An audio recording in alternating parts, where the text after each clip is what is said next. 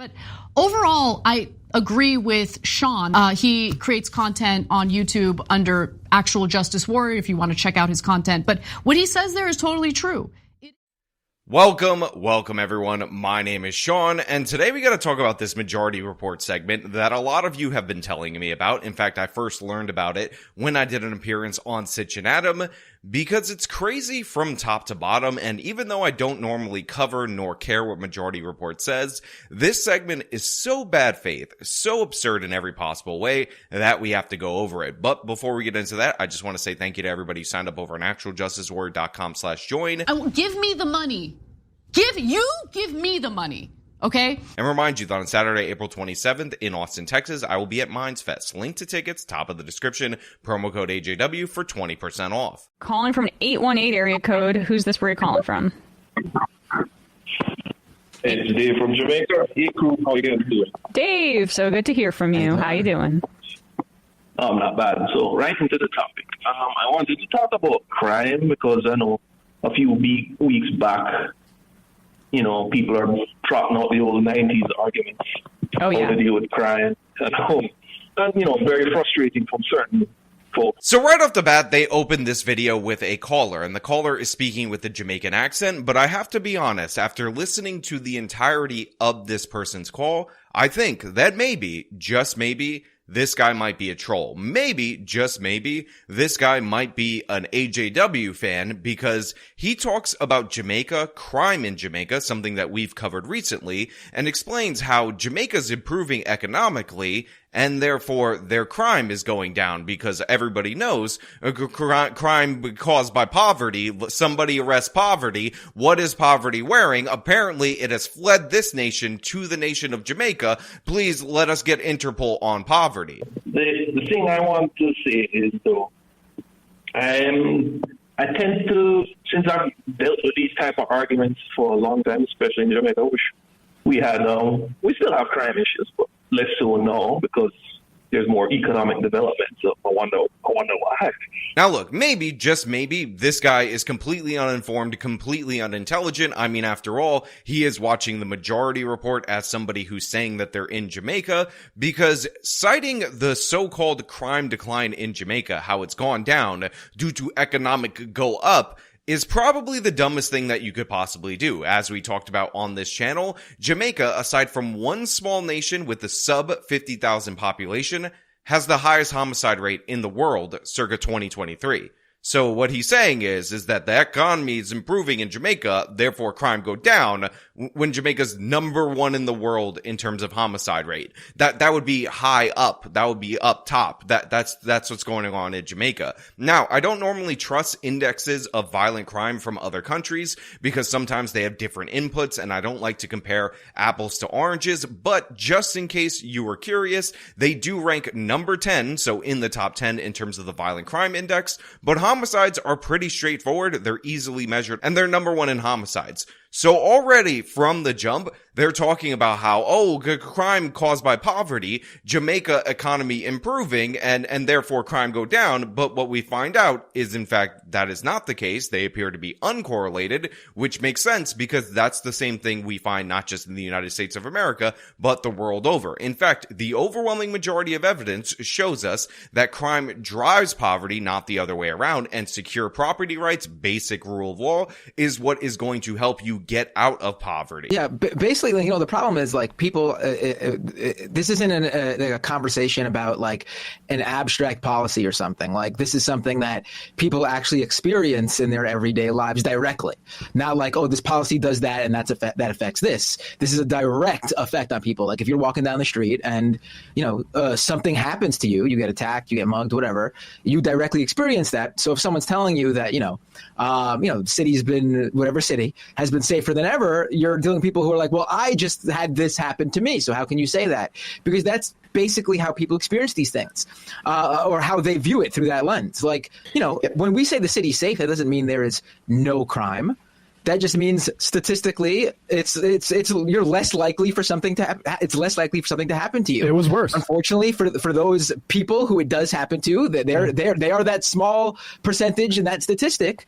But it's hard to convince them that because they directly experienced it. Mm-hmm. But it's hard to like say, like you said, like people don't listen to like stats and stuff, but this is something where like that is super important. So this is a cat called Matt Binder or Matt Binder. Honestly, I don't know, and honestly, I don't care. And what he's trying to say is make the argument that we see a lot, that the perception is that crime up, but in reality and actuality, crime down. Now, I will point out that I actually embarrassed this individual on an election stream on Odyssey. You probably didn't see it when I told him, as a fellow New Yorker, that homicide was up in 2022, 47%, the largest year-over-year increase in history, and he could not accept that reality despite it being evidenced out by the data. New Yorkers really, I mean, sure, has there been some extra worry about crime in recent years or two? Sure, but that's mostly because the media has basically taken that whole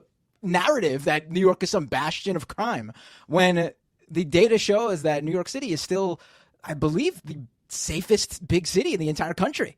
Yeah, but to be fair, people aren't comparing New York to other big cities. They're comparing New York now to New York a year ago, New York a couple years ago. So I actually hadn't watched this clip before I started editing this video and when I referenced it during shooting, but I just want to point out that there's a reason why I tell people Ben Burgis is somebody that you can actually talk to. Even though I vehemently disagree with him on a whole host of issues, right there in that moment, he cut through the nonsense and actually spoke to the heart of the issue, because he's actually concerned with being factual. He's not trying to just smear somebody for the sake of smearing them. And there's a reason why Ben Burgis backs up Ana Kasparian and doesn't attack her personally, and somebody like Matt Binder is a part of that leftist mafia podcast nonsense, and he does go out of his way to defame her. Again, it's right there, the character of the person on display. When you detect a BS argument, Ben Burgis calls it out. So even if the New York, the trend is about the same. Honestly, anything else is perception. You can look at the data. True. You have a it is. You have a 47% increase in homicide from 2019 to 2020, and you're like, oh, it's no big deal because it's not as bad as the 1990s. It's absurd. Like, we are seeing spikes in homicide. A 40% increase in homicide. We had a near doubling in shootings in 2020 in New York City. Like, it's not what you call it. Yeah, and I'm talking about New York City was around 300 murders in 2019, and it went to around 460 something in 2020. So that's about a 47%, I think, is the right number.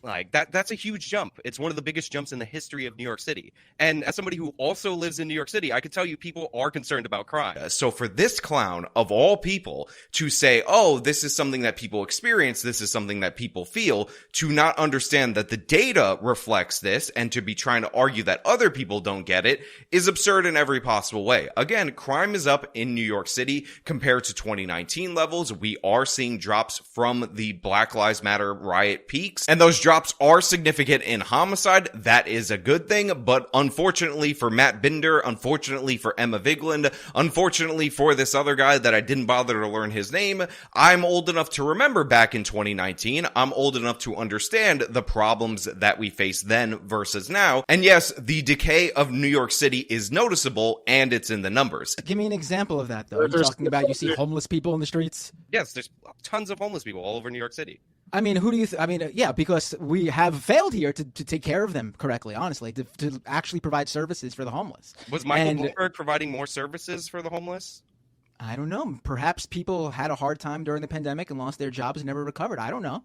I don't know if there's actually the homeless being more around. I have to look at the I have to look at the data here, honestly. Was that because of the pandemic as well?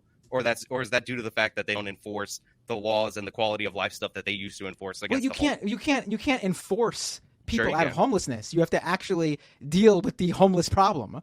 Just saying you're not allowed to be here isn't going to solve homelessness, and then isn't going to solve the problem. New York has the capacity for shelters for homeless people, and under Bloomberg and under Giuliani, the strategy was to enforce laws to keep them out of public places so that they would go to those shelters.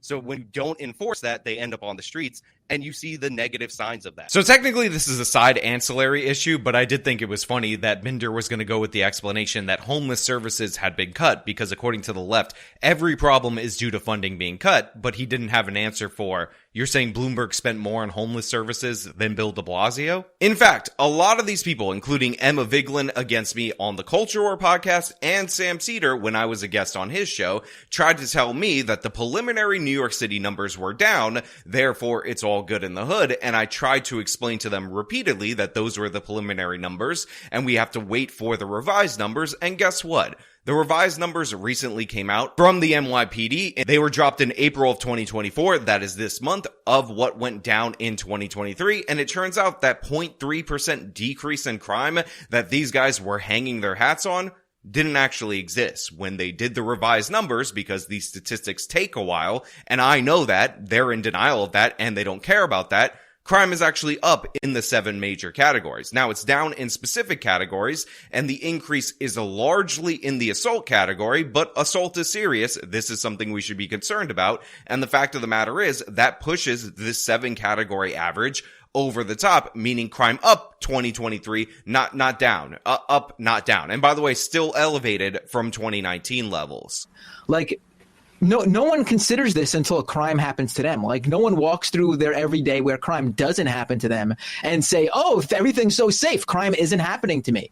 They ever only think about this when it does. Like, the absence of crime is not something people think of. That's the default. So right here, what we're getting from this individual is him projecting. This is how he views criminality. I was concerned about criminality before it happened to me. I'm concerned about criminality in neighborhoods that I don't live in cities and states that I would probably never visit, because I'm concerned about the victims of crime. But for him, as long as he gets to go to his Brooklyn frozen yogurt shop and bitch about gentrification while he's there, it's not a big deal because it didn't happen to him. That's how he views the world. This is how he operates. Make no mistake about it, something doesn't have to personally happen to you for you to care about it. And it's absurd for him to suggest that. But that's how all of these dopes feel. That's how all of these commie losers feel. But it's you're right, Binder, but it's also people like get titillated by it, to be honest with you, that haven't experienced it before. So like it's driven a lot by, specifically in New York, people that live in suburbia that are obsessed with property values, that come into that read the New York Post, and women that listen to true crime or something like that. And they're almost just like, well, God, it's so scary, all these black and brown people in New York, and they'll read the New York Post, or if people just keep their TV on, every local news story is about some sort of crime, which completely misrepresents the trend. So what I find amazing about this is that Emma Vigeland, the person who's talking right here, is from suburbia. This is a rich Jersey girl, the daughter of 2 U.S. attorneys. They were also corporate attorneys. They are bundlers for Democratic Party candidates, not just ordinary donors. They collect money from other people in order to do that. And the way that Emma got into politics was that her parents got her a job with then state senator, now senator for New York, Kirsten Gillibrand. So she's talking about, all these people who don't live in the city, all these people who don't live in a $4,500 a month apartment like Emma Vigeland does in a very gentrified area, are just scared of the blacks and browns and whatnot. If you go and look at polling, what you'll find out is that rich, spoiled brat white girls with white guilt like Emma Vigeland are not the people that are concerned with crime. Yes, they probably consume true crime content, but in reality, in actuality, the people who are concerned with crime are those very same black and brown people. Go look at the Democratic primary mayoral results for the city of New York. Eric Adams won overwhelmingly among black and Hispanic areas. People like Emma Vigeland voted for Maya Wiley, who is further to the left than Bill de Blasio on these particular issues. On top of that, the idea that people are titillated by being victimized by crime is one of the most disgusting and absurd things that you can possibly say, and I can only imagine how people who actually have been victimized by these criminals are reacting to this. On top of that, the reason I cover stories, the reason I pick the ones that I pick is because they are usually due to policy failures. The idea that I'm titillated by Perkins, 11-year-old, being killed by a person who was paroled repeatedly despite the fact that he was consistently making threats, when the mother was begging the court to actually hold this person because he had threatened her, because he had tried to enter his house, because he had a history of attacking women that left him, and that ended up costing 11-year-old Perkins his life, is absurd, asinine, and disgusting. But that's how Emma Vigeland views it, because she doesn't care about Perkins. They're about to talk about all the people who are not victimized by criminals. They're going to say, hey, when you're talking about this person who was murdered, think about the people who weren't murdered. Well, like, why don't you focus on the non-problem? But the thing is, we're concerned with murder because we're concerned with humanity. You guys are only concerned with your narrative, which is why you don't even bother to familiarize yourself with the numbers that you talk about. You know, so I think it's also like the prospect of it having to people. There's this, you know, I don't know. It's hard for me. It's almost titillating is the only word I can think of, honestly. Yeah, it's hard for you to understand, Emma, because you grew up going to $40,000 a year private elementary schools. You were raised in the most sheltered environment. You never actually had to live amongst a criminal population. You never had to deal with these issues. So for you, this is all an academic exercise rather than something that involves real people and real victims. No, absolutely, because that's how you have to cover it. Like, you know, the local news isn't going to be like, let's say New York, 8 million people, 7.9999 million people did not have crime happen to them today. They don't do that. They go, oh, here are the 10 people that, these are the 10 news stories where 10 different people had something happen to them today. And they rinse, wash, repeat. And people see that and they go, oh, it must be scary out there or something. This is some of the stupidest commentary I've ever seen in my entire life. The local news is not going to report a non-story. Why don't they cover the non-story? Listen, when a murder happens, what you need to think about is not whether or not we should solve that murder, whether or not the murderer in that instance was out on the streets due to a policy failure that people like Matt Binder advocated for, or whether or not there's a deep impact to the community or about the victim's family or anything like that. What you need to think about is all the other people who are not murdered. You see, when Jalen Perkins was killed in Chicago, 11-year-old, he was defending his mother from a repeat offender, a repeat abuser, led out by the very policies advocated by all three of these dopes right here. What you should think about is all the other 11-year-olds across the world that weren't murdered in that very apartment. Because when you think about it like that, when you try overwhelmingly to ignore the problem, what ends up happening is you don't pay attention to the actual problem. Absurd in every possible way. The local news is going to cover stories, and what you're pitching is a non-story, a non-problem. When, it's just, that's just ridiculous to think about it that way. Like, people's perception on this is completely, out of whack. I mean, to see this man say that it's ridiculous to think about it that way, and other people's perception is completely out of whack, when he told you when a crime happens or a murder happens, you should think about all the people that a crime didn't happen to.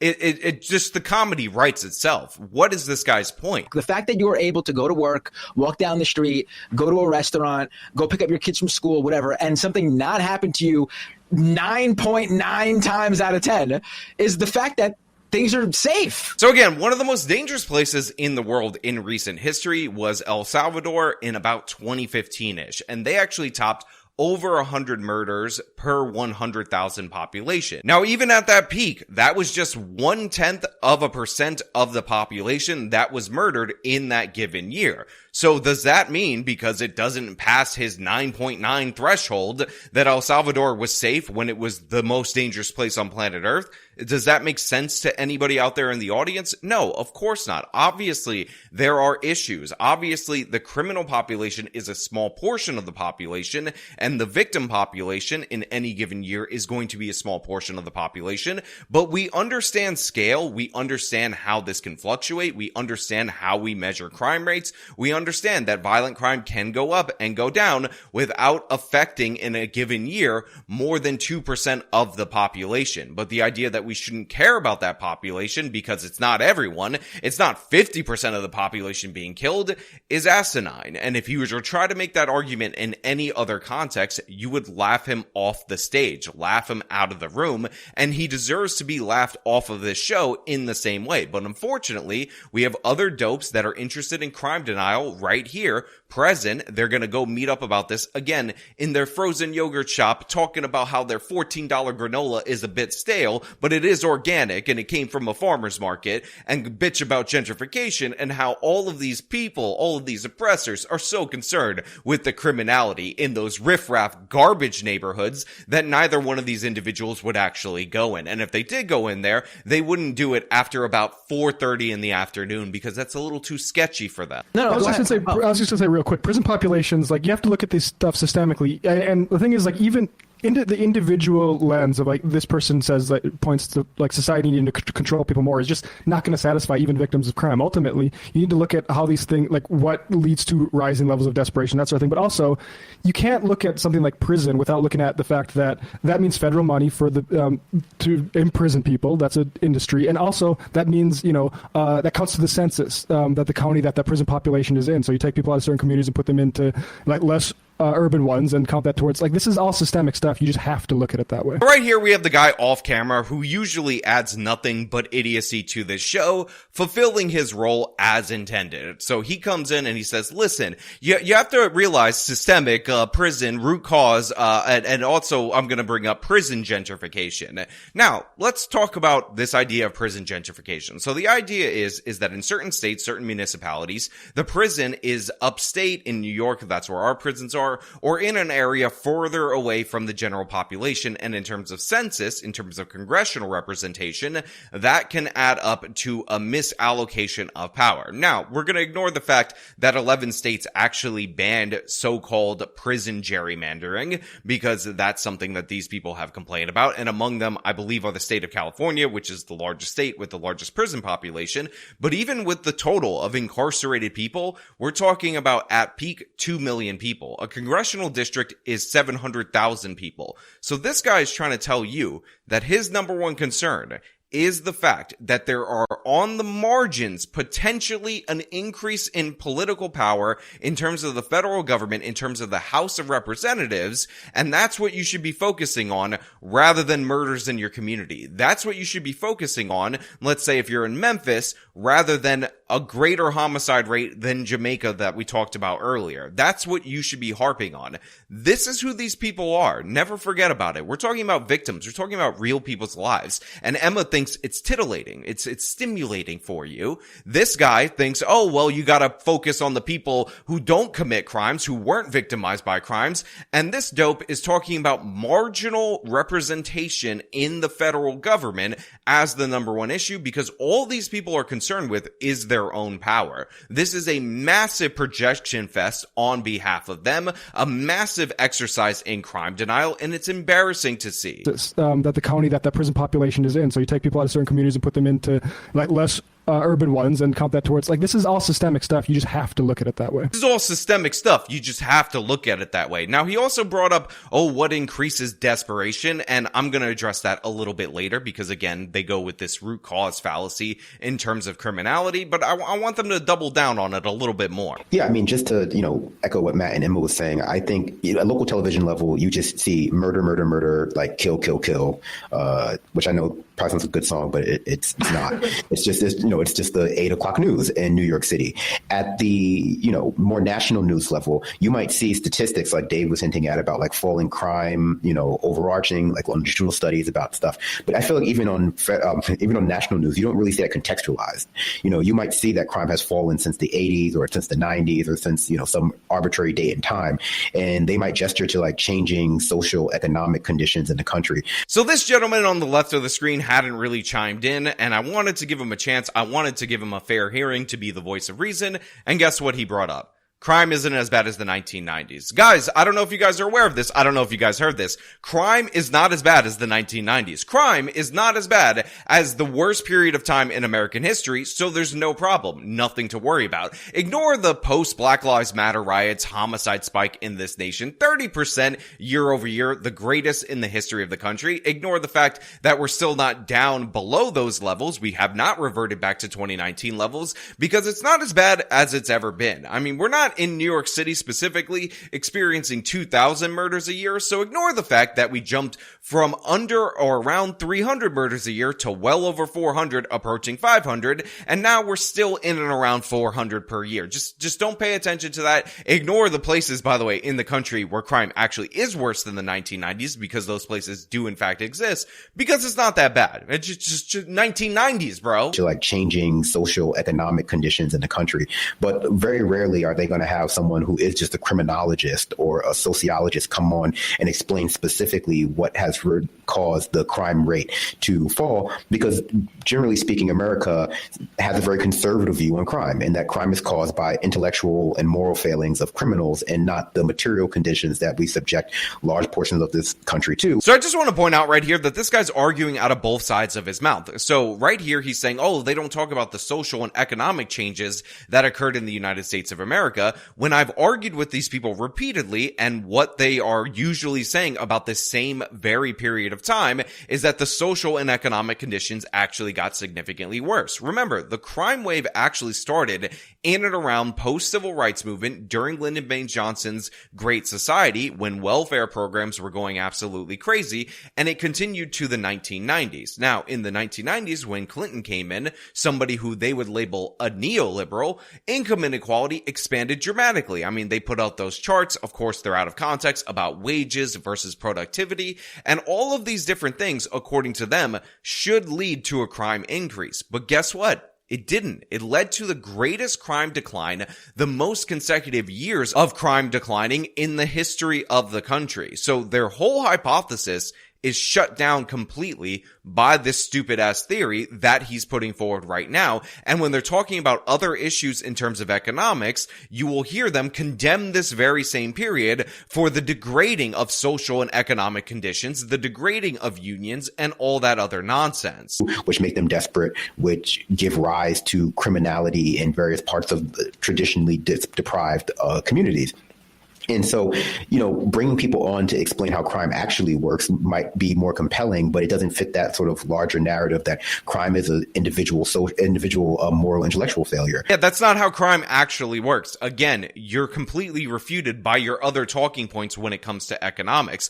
On top of that, I just want to point out this idea that being poor or being in a poor economic state makes you of inferior moral character may somehow jive with Emma Vigeland, who's never met a poor person her entire life growing up that didn't work for her family. But for me, and for my family, for my fiance's family, this is patently absurd and ridiculous. Again, my fiance grew up in public housing, not the best conditions that you could possibly have. Her stepfather, who was very young when he got her mother pregnant, ended up having 2 twin babies, worked a job for years that did not give him pay increases. He struggled. He didn't feel respected or valued there, but he continued to put in the work. He endured through that because he wanted to provide for his family. If I asked this man if it would be okay for me to steal from a store because I wanted something, or if it's okay for him to do that because he struggled throughout his life, he would look at me with utter contempt and condemn me for that behavior. And this is somebody who's struggling, lived in the bad neighborhoods. We're Latinos on this side of the conversation.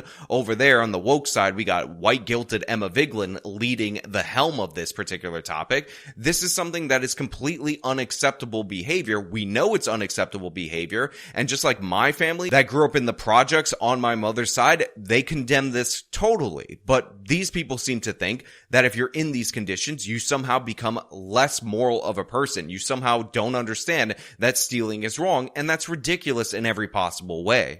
So it's difficult to get people into thinking in that sort of more progressive frame of mind. Like Matt was saying, that crime is a structural and social failure, and it can only be dealt with that way because we just have a very individualistic society, and people are, oftentimes only hearing about like crime and what causes crime and criminals on the news from like cops. You'll have like an ex-cop or like an ex-DA come on to talk about like what he thinks is causing crime. And also to your point, Emma, like a lot of people's definition of crime is still like broken windows policing. And so they see graffiti, or they see a homeless person on the street, or they see any other like long list of like urban trends like garbage, and they immediately associate that with danger. So then this individual tries to wrap up by saying, oh, we see crime not as a systemic structural problem. We see it as an individual problem. For some reason, people are under the belief that you can control yourself, you're responsible for your own actions, when I'm of the belief that when somebody rapes somebody, in reality, that's due to economic deprivation. He's just an Aladdin that needed to feed his starving family. You see how this kind of falls apart when I bring up certain crimes but not other crimes?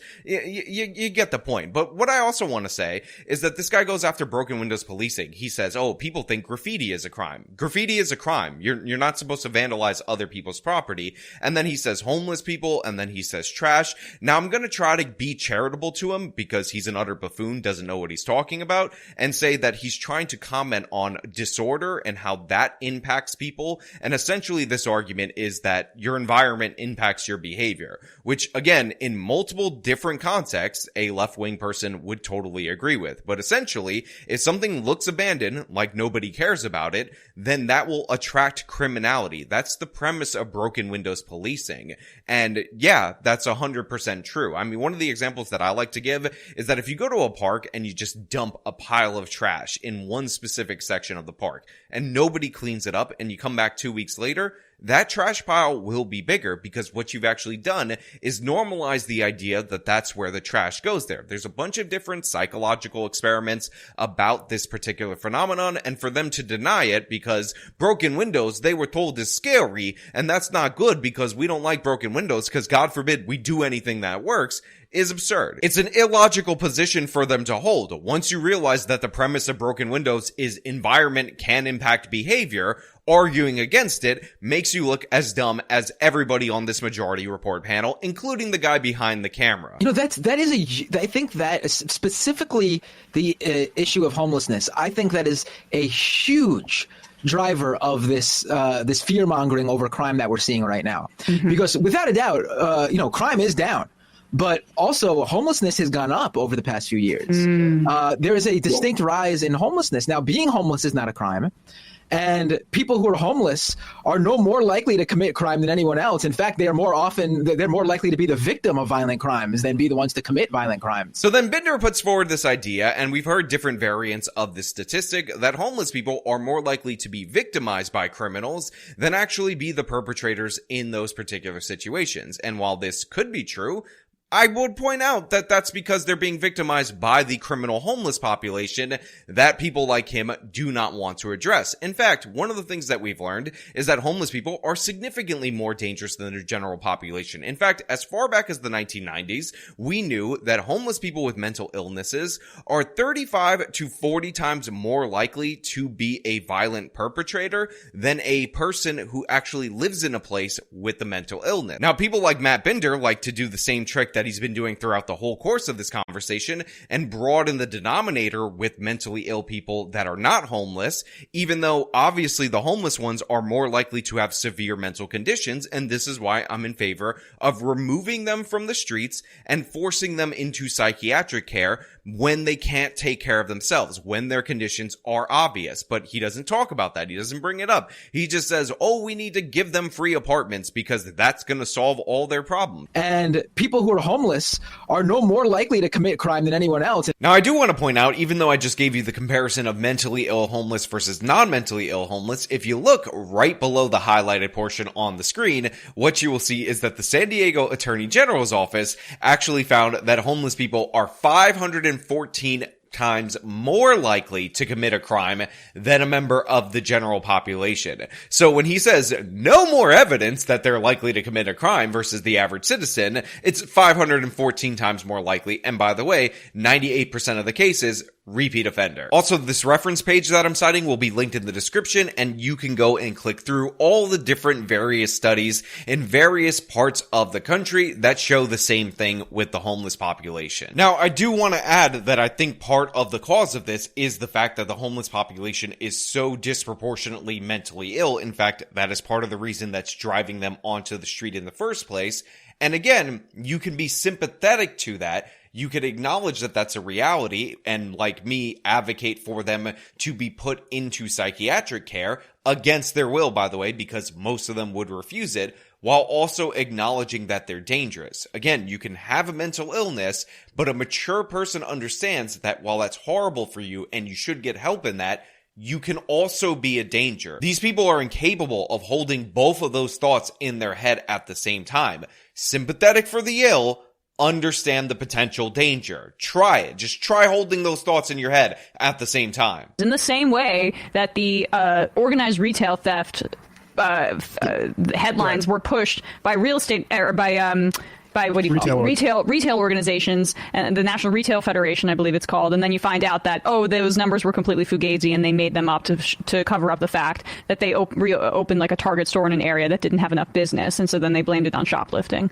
Now, there's also a point here where they bring up shoplifting, retail theft, and Emma's like, oh, it's totally overblown. And she cites that organized retail theft number that we never used on this channel because I knew for a fact it was a misprint, because in that very same report, they had a completely different number. So it was just something that was taken out of context, but we still have that level of retail theft going on. And in fact, in the city of New York, we've seen a 77% increase post the Black Lives Matter riots. And I would like to draw your attention to the beginning of this chart, which is post 2008, where we had the Great Recession, a lot of people in economic trouble, people losing their homes, and we saw no such increase in retail theft in the city of New York. This is because the laws were still solid at this period of time, unlike post the Black Lives Matter riots, where we had all of these different rollbacks, where we had bail reform that releases repeat offenders same day automatically. Again, 327 people responsible for a third of the shoplifting arrests in the city of New York, and they keep getting re-released. So yes, this is down to policy. Yes, this is down to what you guys are advocating for. And no, crime is not necessarily driven by poverty, and the Great Recession is a great example of that. You can find all these different articles about the crime wave that never occurred post Great Recession, completely disputed, debunked, destroyed this theory. And in fact, you can track crime charts over time compared to different recession periods, and what you'll find out is there's no correlation between the two. In fact, even at the Great Depression, after Prohibition was repealed, crime declined, it didn't go up. And this is not counting the World War II years. So everything that they're putting forward about how, you have to arrest poverty, we have to find out what poverty is wearing, put out an APB on poverty, has been debunked time and time again. It's old, tired nonsense, not backed up by anything. But in reality, they don't care about crime. They don't care about the criminals. What they want to focus is pushing their policy agenda no matter what. That's why they lie. That's why they deny. Now look, there is a whole other part to this video where they talk about squatters' rights, and of course they come down on the side of the squatter without actually defending any of the actual cases that we're talking about in terms of squatting. Now, if you guys want me to do a response to that latter half of the video, let me know down in the comments below. Show me with your like buttons, and maybe, just maybe, you'll get the part 2 of this where I address the squatting issue. Maybe I'll do that. I don't know. You'll have to see. But as usual, if you like this video, show me by leaving a like, subscribe for more content, follow me on my social media, support me via the support links in the description of this video. This has been me talking about this nonsense being put out by the Majority Report. Till next time.